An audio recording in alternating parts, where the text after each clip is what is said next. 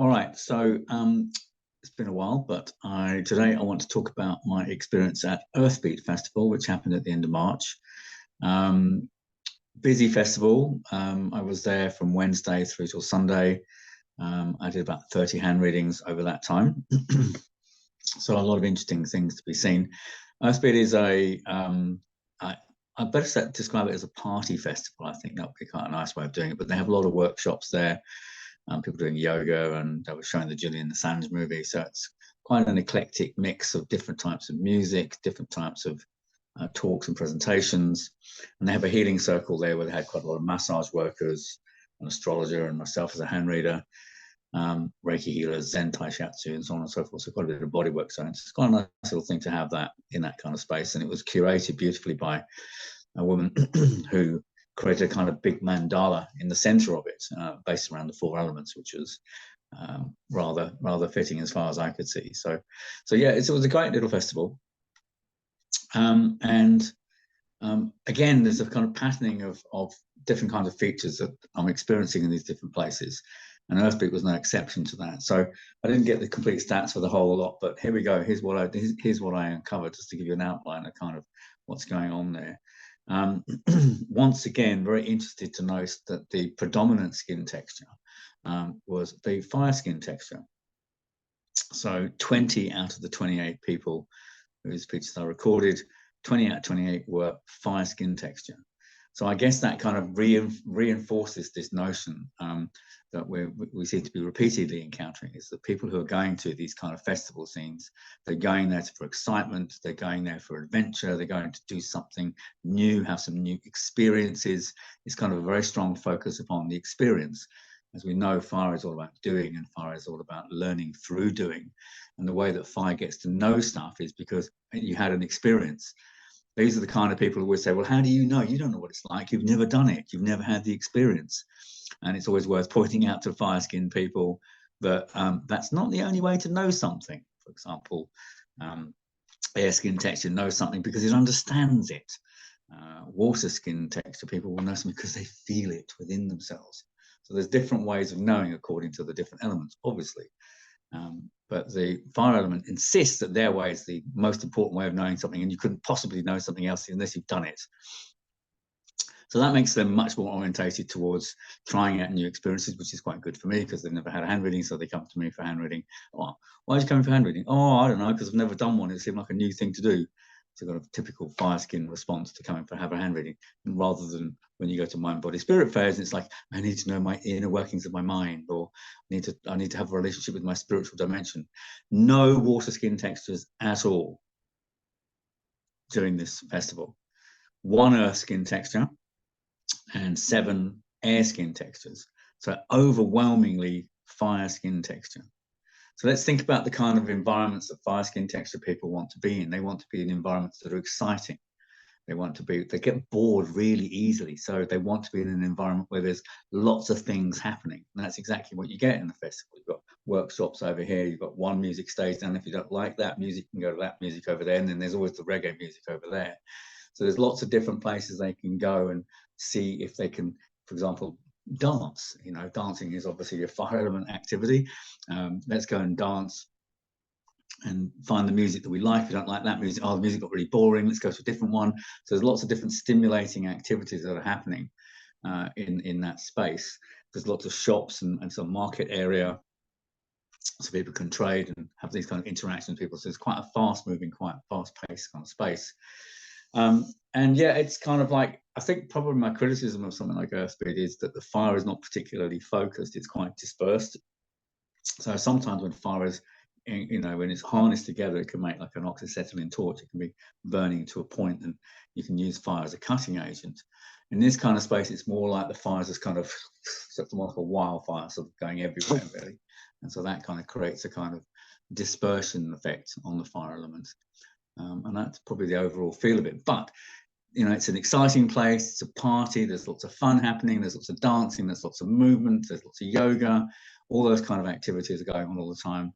And so it's obviously a very exciting place for people to go when they've got fire skin textures.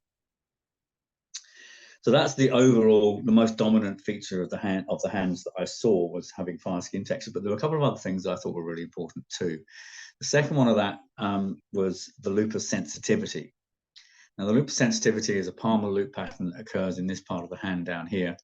And I may be able to square, I'll get a screenshot of that and find it for you. Where you can find one on your share screen. Let's go there. Let's go screen. Let's go into that one and go back. And we got lupus sensitivity in this hand. Yeah, we got one here. You can see one right here. So if you can see that, it's coming through now. The lupus sensitivity is a loop pattern that occurs in the lower part of the hand. Are you actually seeing that? I don't think you are.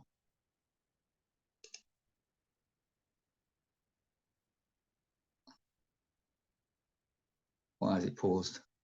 Resumed, you have to hit the wrong thing, that's why. There we go. There we go. I'm not doing it right. There you go. I think I've got it now. There you go. So you can see the lupus sensitivity is this palmar dermatoglyphic pattern to be found in the water quadrant. It makes a great big looping area like that. And that pattern normally occurs on about 1 in 5 people. So that's what, about 16, 18% of people, something like that, 1 in 6 people maybe. But I found this in 14 out of the 28 hands that I looked at.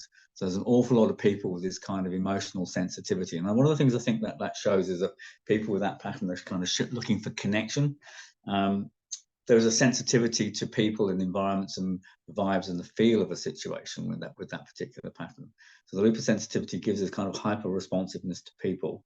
But it was notable that it occurred quite a lot, for example, in people with those specific jobs. So, for example, on the very first day, I actually looked at the hands of a couple of people who were somatic dance instructors or ecstatic dance teachers.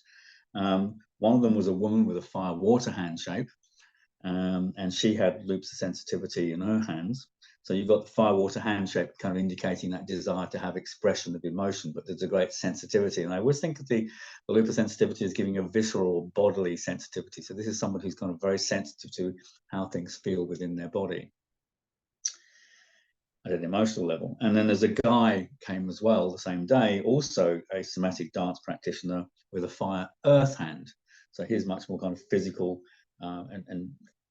but more strongly built. But he also had lupus sensitivity as well. So he's also picking up on the kind of the flow and the vibe and the feel within himself. And one of the objectives of ecstatic dance or somatic dance as a therapeutic modality is to get people more embodied in their body and kind of get them involved in and feeling what's going on inside them. And that's obviously going to be easy to do if you have a lupus sensitivity. So that was an interesting thing as well to looking at the hand shapes. I mean, obviously, most of the time you're going to get fire hand shapes. That's quite a common thing to find in these kind of European-dominated spaces. But there were 7 fire earth hand shapes and 5 fire water hand shapes. So the fire water hand shape is like a fire hand, but with a narrower palm, and a fire earth hand shape is a fire-shaped hand with a slightly wider palm.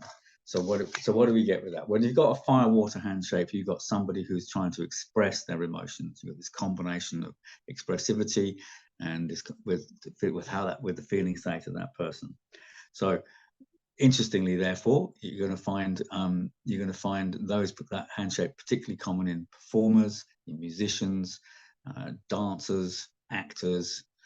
Anyone whose job or role in their life is the expression of emotion. And so that's what we found here as well. So as I mentioned, there was one woman with a fire-water hand shape, was an ecstatic dance, somatic dance teacher, and also a DJ. Another woman was a musician, and she described herself as an emotional therapist. I couldn't quite work out exactly what she was doing, but that's how she described herself. One school teacher with a fire-water hand shape, working with young children, and a tattoo artist. Another one was a tattoo artist, which again kind of expressing that kind of, let's like personalize the the presentation of a person with something personal and art on the body. So it's another kind of artistic expression that way. And then with the fire earth hands, now fire earth hands are kind of much more physically orientated and tend to work much more with the body. So boom, boom, boom. So three of those people with fire earth handshapes are all body workers. So we've got the somatic dance instructor, practitioner, and there was a personal trainer who's worked in gyms and is a personal trainer, but also does body work and massage. And the chiropractor in the healing circles had a fire earth handshake as well. And then just for good measure, there was an electrician and an engineer. So you get these kind of practical hands-on trade people as well as practical hands-on body working people. And that's really common. You've got this fire earth handshake combination. So if you don't know about handshake classification and don't really know what I'm talking about by fire water and fire earth, then you need to do a course, really. The classification of handshapes is one of the key things to understanding what kind of job somebody does. If you got the handshape type and the skin texture type, you can pretty much work out what kind of range of job someone should be doing just from that information alone. In the system that I've developed over the last 30, 40 years, the handshake classification following Gettings, I've refined that to have these secondary handshake classifications, simply because there are so many fire handshapes in the world and very few of the other types, and certainly that I encounter. And when you start looking at a lot of the same kind of handshapes, of course, what you see is the subtle differentiations between them. And so when you start seeing the differentiations, then you start seeing the patterns and how they replicate. So you get fire earth hands, fire water hands, and fire air hands, in addition to the primary handshape types of earth, water, fire, and air. And if you don't know what those four handshapes are, well, there's a video down there in the playlist on the introductory course, which will basically outline and explain the different handshape types. And if you look at the picture at the header of on the Master Handreader site, you'll see those four handprints in color. Those are actually four different elemental handshape types as well. So, but the secondary classification of handshake types, that's something I teach in my diploma course. And that's when we start looking at vocational analysis and how to assess people's vocations from their hands. But it becomes pretty obvious once you can see it. So to me, and to anyone who knows about fire water handshapes, what I've just enumerated there with those handshapes and their jobs that they did is completely not surprising at all. So that's exactly the kind of thing that we would expect.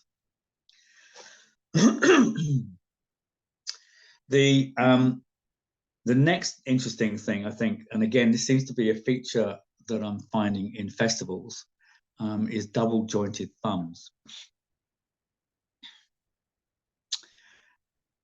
11 of the 28 people I saw on this festival had really hyperflexive double jointed thumbs. Now, what I mean by that, I'm looking particularly at the lower phalange here and how securely attached that thumb is to the body of the hand itself.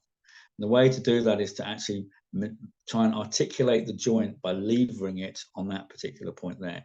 And a really flexible joint, you'll find there should be some movement in there, and a little bit of movement's all right. But what you find in what I call hyperflexive or double jointed thumbs is that thumb joint moves right into the palm like that. And it has a lot of play and a lot of movement in it. And then hyperflexivity can occur in the top phalange whereas the thumb should be able to bend a little bit, it kind of bends over through 90 degrees and bends over backwards, as it were. So awful lot of these double jointed wibbly wobbly thumbs in people. And what's interesting about that is that you can see that what's going on in these people is they're drifting. I think of the thumb very much as the rudder of the boat, and the way that where the thumb operates is basically to do with how you navigate your way through your life. And the stiffer your thumb, the more you're stuck in a particular channel and you're determined to continue on a particular path, a particular line. And the more flexible the thumb is, the more able you are to be pushed off course, the more able you are to be deflected by situations and circumstance. And there are an awful lot of double jointed thumbs, hyperflexive thumbs in the festival scene, in the other festivals that we looked at earlier, as well as this one today. This kind of denotes to me the kind of one of the characteristics of a festival is people just kind of arrive and just sort of flow from one situation to the other, and not with any particular plan necessarily, and just kind of go with the mood takes them. Or there's a lot of happenstance feeling in a festival, which I think is really characterized by this double jointed thumb. No direction plan, no kind of concerted effort. We're just going to go with the flow, see what happens, see what comes up, see what emerges, see what I bump into. Oh, I was going to go to this lecture, but then I got sidetracked. I met this person. And part of the joy of a festival space, like the joy of traveling, is kind of not quite knowing what's going to happen next and not having a plan.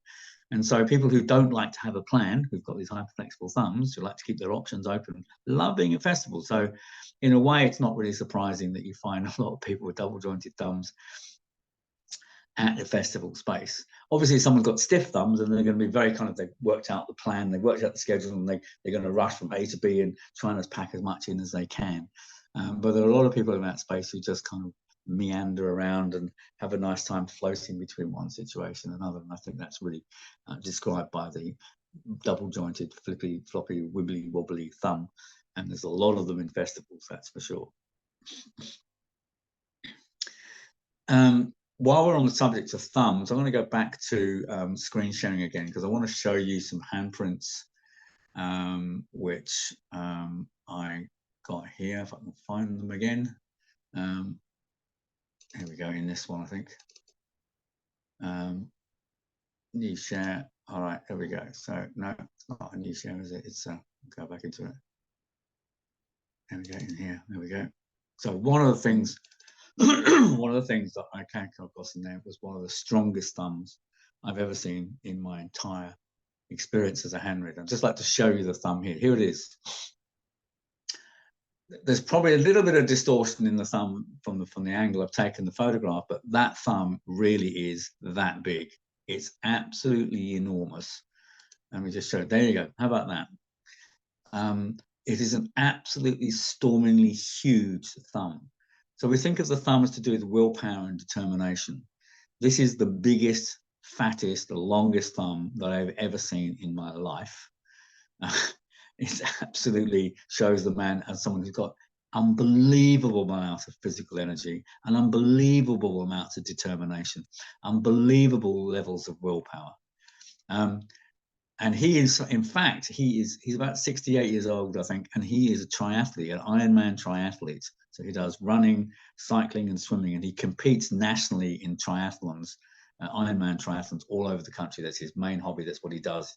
And he spends a lot of his life training for that, and then running these most intensely grueling 3-part endurance exercises called Ironman. And I have never met a thumb more potent to do that. He's now 68. He's now posting better times in the Ironman than he did when he was 50. Just to give you an idea of how strong his thumb is, like that's my thumb. My thumb's the little one on the right. You can see I've got a wasted thumb, and you can see the fullness of the lower phalange of his thumb, which shows the strength of willpower and determination this guy has, the kind of forcefulness. He can make himself do this stuff in a way where I just give up really easily when it comes to lots of things like this. I just kind of fall over and just, I'll just go and have a cup of tea. This guy pushes through and pushes through and pushes through, and you know, that's a really big mark of his life. It's that sort of determination. So that was an interesting surprise. I didn't expect to see such a thumb like that. I've never seen a thumb like that, actually. So yeah, I couldn't be anything other than surprised with that particular pattern. One more thing that was really commonly found in this particular festival also, which was quite interesting, was I also encountered a lot of tented arch fingerprint patterns. Now, tented arch fingerprint patterns are extremely rare. So if I can find one in an illustration for you, because there's probably some of you that don't know what a tented arch looks like. Let me find, I've got my fingerprints in here. There we go. There we go, one right there, that'll do. And we'll just share that.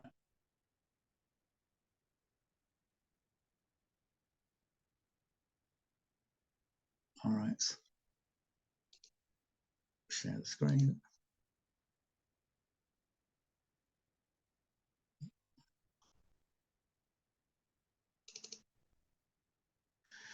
Okay, so a tented arch fingerprint pattern is normally very rare. You normally don't see them at all. A tented arch fingerprint pattern occurs on about 1% of all fingerprint patterns, and occurs when it is occurring, it normally only occurs on the index finger. So it occurs in about 1% of all fingers and about 4% of index fingers.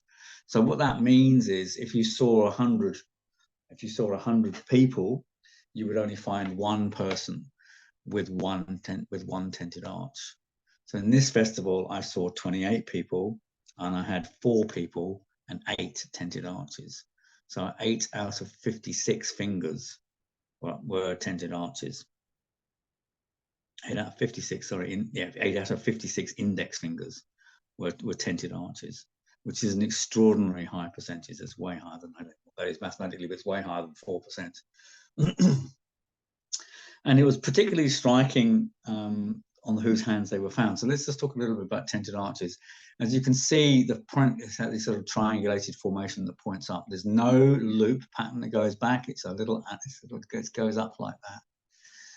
And the tented arch basically shows someone who's kind of got a lot of energy and initiation, and someone who's likes initiating things. So they have a lot of initiatives. And what you find with people with tented arches, they have a project or a mission or something that they're doing they're trying to change the world in some kind of way. So they're always on a mission. They've got this kind of incredible energy and enthusiasm. They sort of direct that energy towards whatever passionate project they're involved with. And the consequence of that is they end up in positions of leadership, and they end up in positions where they are making a creative and constructive change in the world. So who did I have with the tented arches on it? Well, one person on both index fingers. She is the woman who pioneered the use of human design in New Zealand. She's the kind of key figure, human design, which is a kind of made up system of personality diagnosis made up in 1992, combining astrology and tarot and Kabbalah, I believe. But that's been her thing for the last 15 years. She's been doing that. She's the sort of pioneering lead in setting up the whole organization of that in this country. Another woman, she's a practice manager in a doctor's surgery, and she's completely the boss and completely in charge of that space. And has the kind of energy and enthusiasm to lead that kind of space. And another woman was she had it on her earth fingers, but she basically owns a retreat center in Portugal, and basically conducts all kind of psychological ceremonies and meditational practices to mentor people to kind of help them work through their shadow and through their psychological stuff. So she's actually already sort of set up the physical space in which she can actually create the transformational work that she wants to do. And the last person with this pattern she was young. She was only 16. Her father was the guy with the big thumb, so he was there when I did the reading, just for information's sake. And she was an extraordinary young woman, again with tented arches on both index fingers, and a loop of inspiration and a loop of sensitivity, and a very long, straight hairline. Extraordinary woman who's very strongly interested in science and basically wants to become like a neurosurgeon, but is also incredibly artistic as well, and has a great artistic sensitivity and ability. So quite a remarkable young woman. But again, tented arches, she's clearly somebody who's going to be going somewhere and doing something radical and transformative in her life as she goes through into adulthood. So we don't know where that's going to go yet, but we know that she's got that particular disposition, because everyone with tented arches is on a mission. And everyone who's got a tented arch needs to find what their mission is, and needs to go out and perform that mission and get totally focused on that. Because without that mission, then it's actually impossible for them to have satisfaction in their life at all. So being on a mission is really important for people with tented arches. And interestingly, again, I'm still talking about the fire element. So we've been talking about fire skin texture, fire water hands, fire earth hands. We're talking about tented arches, which are ruled by the fire element. And then the last thing I want to talk about is the most extraordinary thing I saw on this particular festival. Again, something which is incredibly rare and hardly ever seen. And that is a pattern called the minor fire line. So let me just get that up for you here. square the sheens, share the screen. Here we go. All right. Now, the minor fire line is one of the most maligned and misunderstood lines in the entire corpus of hand reading. It's nothing to do with fame. It's nothing to do with fortune. It's nothing to do with shining like a star whatsoever. That's a complete misinterpretation of this line. The line runs from the center of the palm to the base to the ring finger. That's how you know it's the minor fire line. It's not the minor earth line or the Saturn line or the fate line, because that runs towards the earth finger. That's the definition of those lines. If it runs towards the earth finger, it's the minor earth line. If it runs towards the fire finger, it's the minor fire line. And the minor fire line is probably best understood as the internal counterpart to the minor earth line. So the minor earth line will often reveal something of our relationship to the world, to the work that we do. So it's our relationship to the outer world. The minor fire line shows our relationship to the inner world. And people who have the minor fire line strong have a very strong motivation to do things in the internal world. You find it commonly on artists, therapists, musicians, maybe people who do a lot of meditation, people who are involved in spiritual work. But it's very much a disposition with someone who is in great service to the spiritual dimension of life. And you can see that this, and it's really, really rare to see it fully formed. You can see it's fully formed here, all the way from the bottom, all the way to the top. And as you can see, she's actually tattooed over it. That's how important it is for her. She didn't know that, obviously, at the time. But normally a fully length minor fire line I see as being starting from about here. So running like 2/3 the length of the palm, and I would consider that to be a very strong one. But this one actually runs all the way from the bottom of the hand.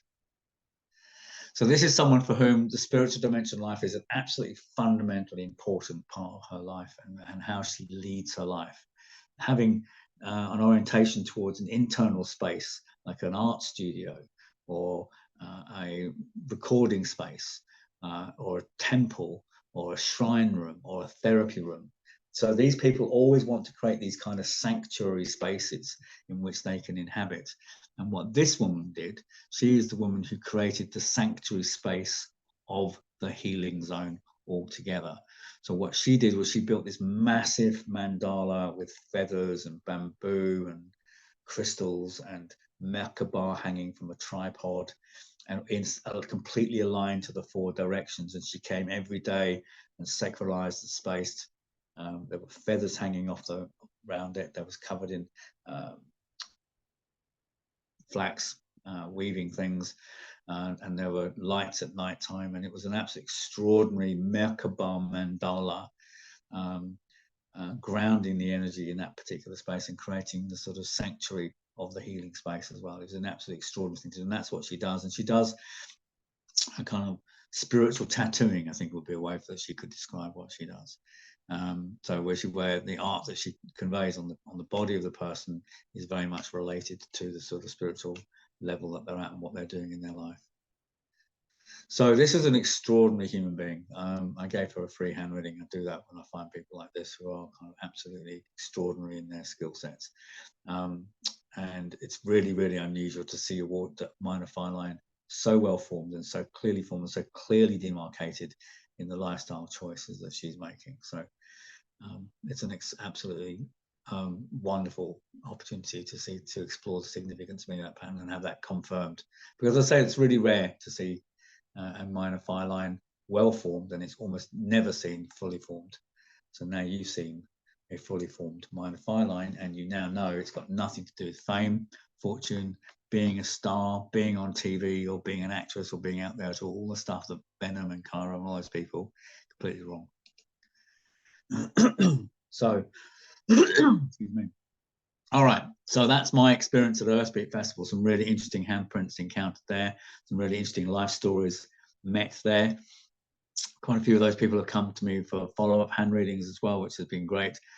15 minutes is often not enough to really see what's going on in someone's life. You can give them a bit of a taste, shine a bit of a light in there. But if people want to explore themselves a bit fully, you need like a 2 to 3 hour session really to kind of get a really good grip of everything that can be unfolded from the hand. So if you haven't had a hand reading yet and you'd like to have one, you can get in contact with me by email or by phone. Drop me a line and we can set up something if you're in the Auckland or Waikato regions. Sorry, if you live elsewhere, you're can't do it outside of New Zealand at the moment. I only do my hand readings in person. And if you are interested in studying more about hand reading, I'm actually about to start teaching online. So if you don't live in New Zealand and you want to study with me, again, drop me an email, and I am beginning to run a course probably beginning of May when Mercury's gone direct again. So I'm in the process of gathering students and interviewing and doing the selection process right now. So if that's something that interests you, if you want to find out more about how to actually read hands, then get in touch. In the meantime, like, subscribe, any comments, any questions down below, and I'll address them as soon as I can. And I look forward to seeing you again soon. I'm going to start doing a whole series of videos on people's hands. That's my next project. And I'm also going to start a Patreon thing as well. So those of you who are interested in studying with me or learning more about hand reading in more detail, then come and find me at Patreon. I'll put a link up soon, and I'll get that going. And then I look forward to seeing you there. All right. Hope you enjoyed it.